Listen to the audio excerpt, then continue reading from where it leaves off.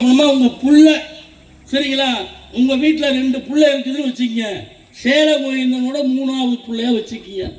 ஒரு பிள்ளை இருந்தா 2வது பிள்ளையா வச்சுக்கிங்க. என் தங்கச்சி இருந்தா உங்களுக்கு அண்ணனா வச்சுக்கிங்க, எங்க அக்காலாம் தம்பியா என்னை ஏத்துக்குங்க இல்லையா. நான் உங்ககிட்ட இப்ப பேச போறது, நான் மாவட்டமெல்லாம் பேசுனதுக்கு அப்புறம் இவன் பேசுறான். ஒருவேளை இவன் மோடி மஸ்தான் வேலை காட்ட போறான் போல தெரியுது, வானத்தை வில்லா வளைச்சு காட்ட போறான். பார்க்கலாம் நினைக்காதீங்க, சத்தியமா என்னால முடியாது. மணலை கயிறா சிரிச்சு காட்ட போறேன் அப்படின்னு நினைக்காதீங்க, அதுவும் என்னால செய்ய முடியாது. கடல் நீரெல்லாம் தண்ணியில், கடல் தண்ணியை நம்ம வீட்டுக்கு கொண்டு வருவானோ, முடியவே முடியாது. சாதாரணமாக தான் பேச போறேன். இப்போ என் நிலைமை எப்படி இருக்கு தெரியுமாக்கா? யதார்த்தமா உங்கள்கிட்ட கேட்குறேன். ஒரு கல்யாண வீட்டுக்கு போனோம்னு வச்சுக்குவேன், தாலி கட்டுறதை கூட அப்புறம் பார்த்துக்கலாம், முதல்ல சாப்பிடணும் இல்லையா, முதல்ல சாப்பிடணும். அதாவது பந்திக்கு முந்திக்கணும் படைக்கு பிந்திக்கணும்னு சொல்லுவாங்கல்ல. கல்யாண வீட்டுக்கு போனா, கல்யாண வீட்டில் பந்தியில் சாப்பிட்டோம்னு வச்சுக்குவேன், வடை பாயாசம் அப்பளம் கூட்டு பொரியல் மொத்தமாக கிடைக்கும். 2 பந்தியை விட்டுட்டு 3வது பந்தியை உக்காந்தோம்னு வச்சுக்க, கூட்டு இருக்காது பொரியல் இருக்காது. 4வது பந்தியில் உக்காந்தோம்னா அப்பளம் இருக்காது வடை இருக்காது. கடைசி பந்தியில் உக்காந்தோம்னு வச்சுக்க, ரசம் சாம்பார் கூட்டு பொரியல் எல்லாம் ஒன்னா கிளைக்கு மேலாவ ஊத்துனா அது ரசம், கீழே ஊத்துனா அது சாம்பார்னு சொல்ற அளவுக்கு கடைசி பந்தியில உட்கார்றவன் நிலைமை பேசுற சேலம் கோயில் நிலைமை. எல்லாம் பேசிட்டாங்க, இப்ப கடைசியா நான் பேசணும் இல்லைங்களா. ஆனா அந்த உணர்வோட தாங்க வந்திருக்கேன். இப்ப நான் பேச ஆரம்பிக்கலாமா? உங்க புள்ள பேச ஆரம்பிக்கலாமா?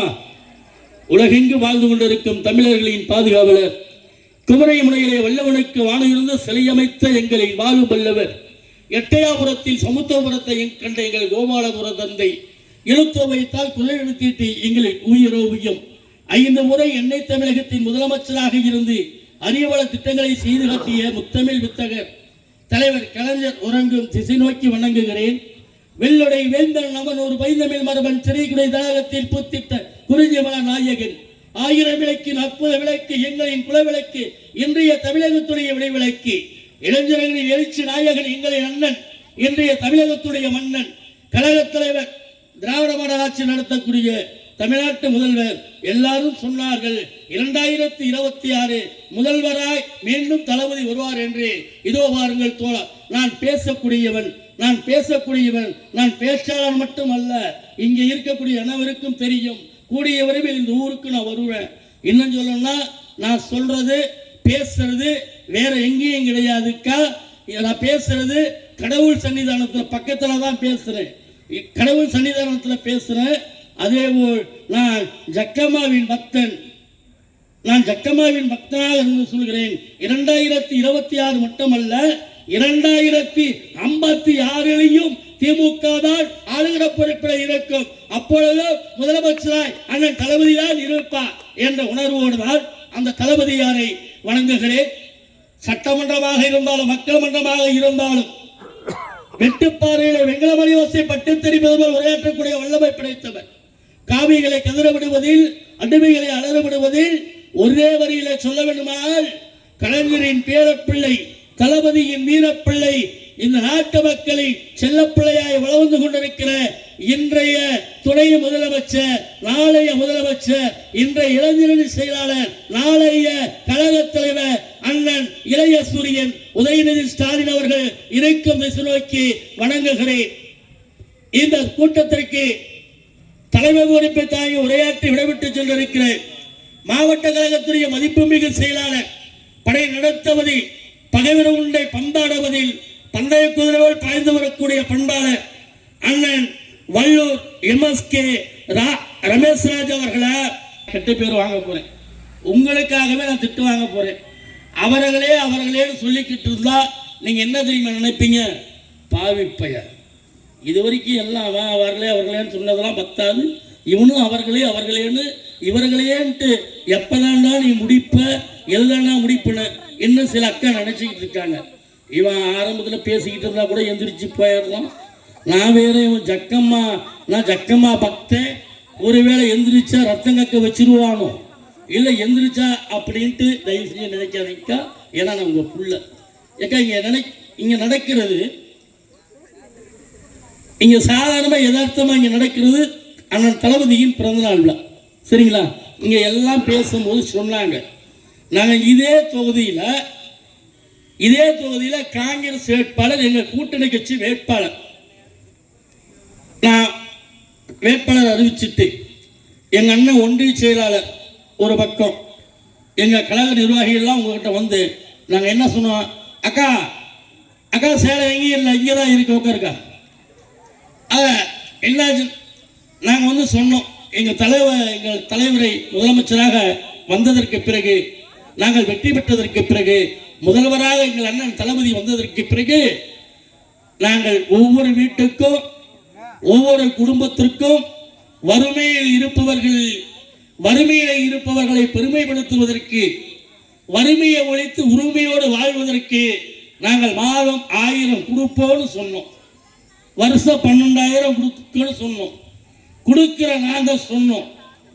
ஆனால் அந்த அதிமுகக்காரன், நான் யாரையும் திட்டலாம் வரலக்கா, எனக்கு திட்ட தெரியாது, அந்த அளவுக்கு நான் வயசானவனும் இல்லை. சரிங்களா?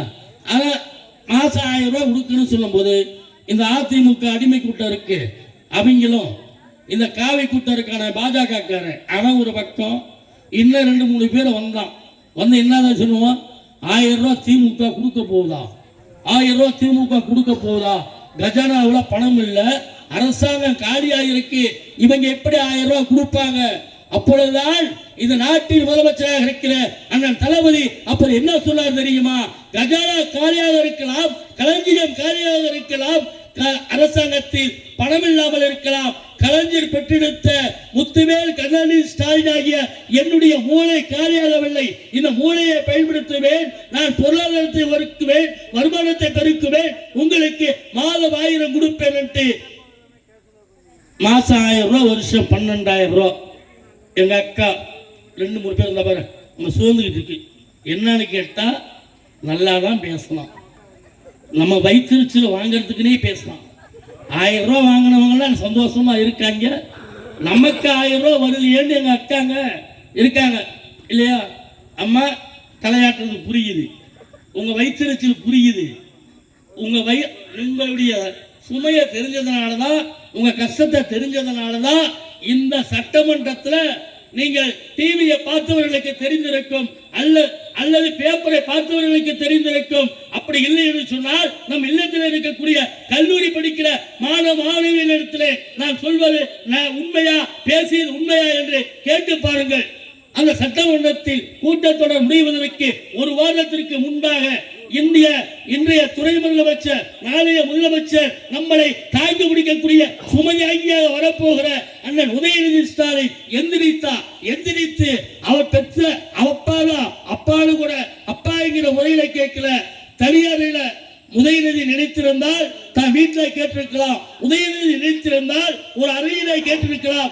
ஆனால் உதயநிதி தன் அப்பாவாக அவரை பார்க்கவில்லை, இந்த நாட்டின் முதல்வராக நினைத்து தன்னுடைய முதல்வரிடத்தில் கேட்பதற்காக சட்டமன்றத்திலே இதோ பாருங்கள், நான் வெளியே செல்கிற பொழுது, திருமணத்துக்கு செல்கிற பொழுது, கூட்டத்துக்கு செல்கிற பொழுது, அங்கே தாய்மார்கள் என்னிடத்தில் 1000 வரவில்லை ஆதரப்படுகிறார்கள் சொன்ன பொழுதுதான் தாய் உள்ள படித்த முதல்வர் அண்ணன் தளபதி சொன்னார், இதோ மாண்புமிகு அமைச்சர் உதயநிதியின் கோரிக்கை ஏற்றுக்கொள்ளப்படுகிறது, வருகிற ஜூன் மாதம் முதல் விடுபட்ட அனைவருக்கும் மாதம் 1000 கொடுப்போம் என வர ஜூன் மாசத்திலிருந்து 1000 கொடுக்க போறோம். இப்பதான் எங்க அக்கா சிரிக்குது. அக்கா கண்டிப்பா உங்களுக்கு 1000 ரூபாய் இருக்குதுக்கா, கவலைப்படாதுக்கா. சரியா? அடுத்தது இந்த 1000 ரூபாய் இன்னைக்கு முடியாதுன்னு சொன்னோம், ஆனா நம்ம கொடுத்துக்கிட்டு இருக்கோம் இல்லையா?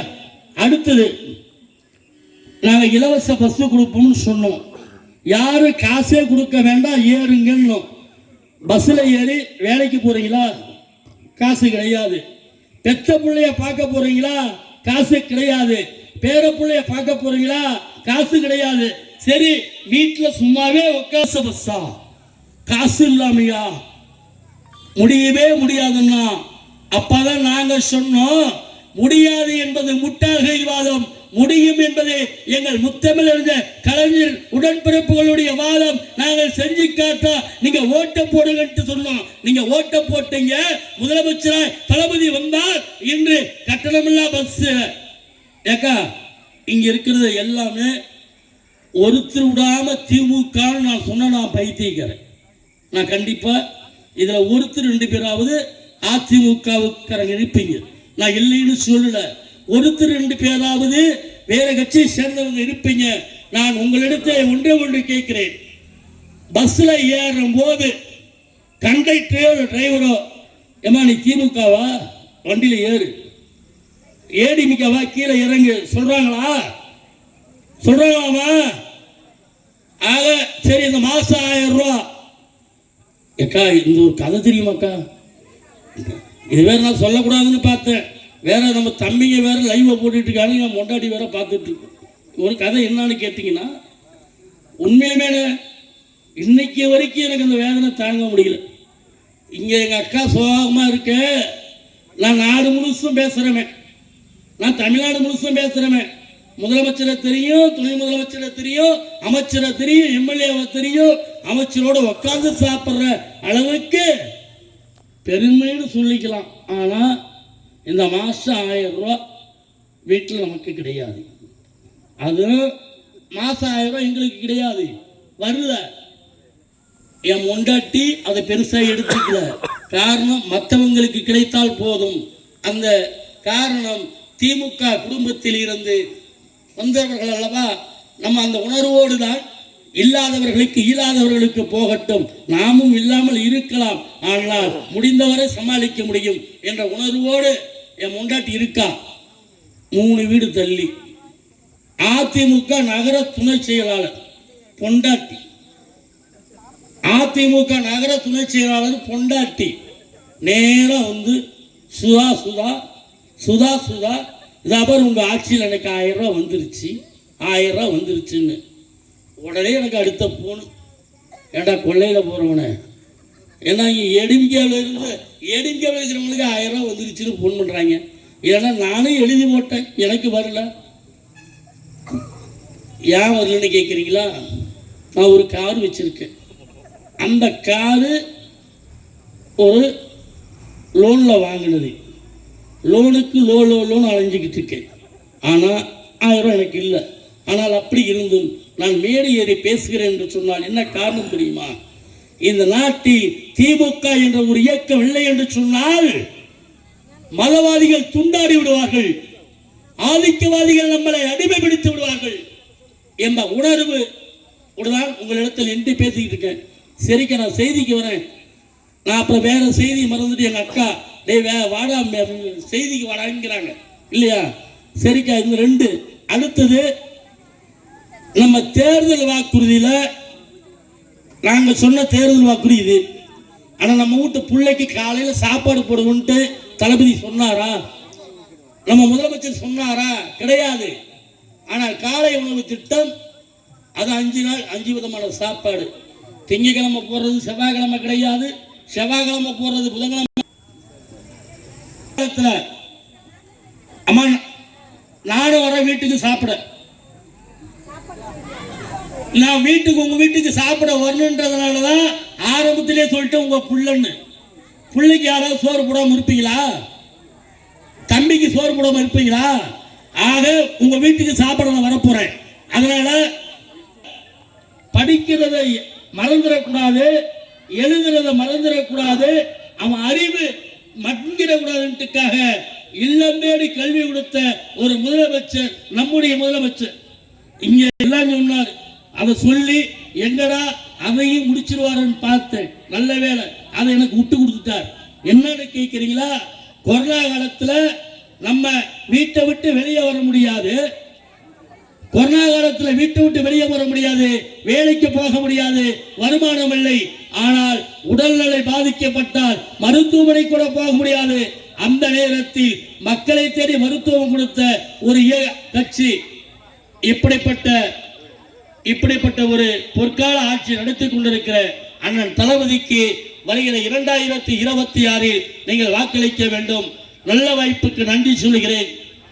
இளைஞர் படையை வழிநடத்தும் அண்ணன் தளபதியின் படை சீற்றம் உள்ளவரை சிங்கத்துக்கு பெருமை, பாய்ச்சல் உள்ளவரை சிறுத்தைக்கு பெருமை, ஆட்டம் உள்ளவரை மயிலுக்கு பெருமை, ஓட்டம் உள்ளவரை மானுக்கு பெருமை, அலை உள்ளவரை கடலுக்கு பெருமை, நட்சத்திரம் உள்ளவரை வானத்துக்கு பெருமை, தோட்டா உள்ளவரை துப்பாக்கிக்கு பெருமை, குண்டு உள்ளவரை பீரங்கிக்கு பெருமை, திமுக என்ற இயக்கம் உள்ளவரை முதலமைச்சர் மு.க. ஸ்டாலின், உதயநிதி ஸ்டாலின் இருக்க வரை தமிழுக்கும் தமிழ்நாட்டுக்கு பெருமை. நீங்கள் உதயசூரியனுக்கு வாக்களிக்கிற பொழுது உங்களுக்கு பெருமை. இத்துடன் விடைபெற்றால் எனக்கு பெருமை. நன்றி, வணக்கம்.